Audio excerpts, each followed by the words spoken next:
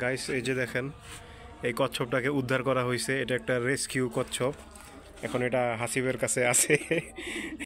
So guys তারপরে rescue করে এনে এটাকে এখন আমি এই বক্সের ভিতরে রেখেছি, কারণ আমার অ্যাকুরিয়ামটা এখনও গোছানো হয় নাই। অ্যাকুরিয়ামটা গোছানোর পরে তারপরে আমি এটাকে ওই অ্যাকুরিয়ামে শিফট করবো। কীভাবে অ্যাকুরিয়ামে শিফট করছি সেটাও আপনাদেরকে আস্তে আস্তে দেখাবো। সো এটা দেখার জন্য সাথেই থাকুন। এই যে দেখুন মুভ করছে কি সুন্দর কচ্ছপটা। সো যদি ভালো লেগে থাকে ভিডিওটা অবশ্যই সাবস্ক্রাইব করে দিয়েন। Thank you. সো গাইস দেখতেই পাচ্ছেন কি অগোছালো ময়লা অবস্থায় আছে অ্যাকুরিয়ামটা। এটাকে পরিষ্কার করবো, তারপরে এই কচ্ছপটা ওই অ্যাকুরিয়ামের মধ্যে দিব। ঠিক আছে, দেখতে পাচ্ছেন আমার বাজিগারগুলো খাঁচার ভিতরে কি সুন্দর করে রেস্ট নিচ্ছে। এখানে কচ্ছপটা আছে। সো এই তো ভালোই লাগছে কচ্ছপটা। আর এই যে অ্যাকুরিয়ামটা পরিষ্কার করব। অ্যাকুরিয়ামটা ভিতরে যে মাছগুলো আছে এটাকে, আমার কাছে একটা কাচের জার আছে, ওয়াটার জার, এটাতে মলিগুলোকে শিফট করে দিব আর এটাকে শিফট করব হচ্ছে এই অ্যাকুরিয়ামের ভিতরে।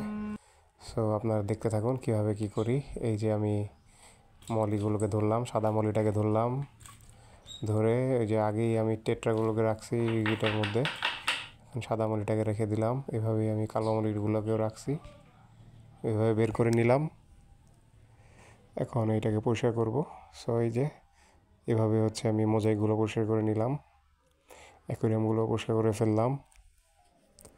বাস এখন হচ্ছে কচ্ছপটাকে অ্যাকুরিয়ামে ঢেলে দেওয়ার পালা। দেখতে পাচ্ছেন কত সুন্দর, এটা একটা রেস্কিউ টার্টেল। এই যে দিয়ে দিলাম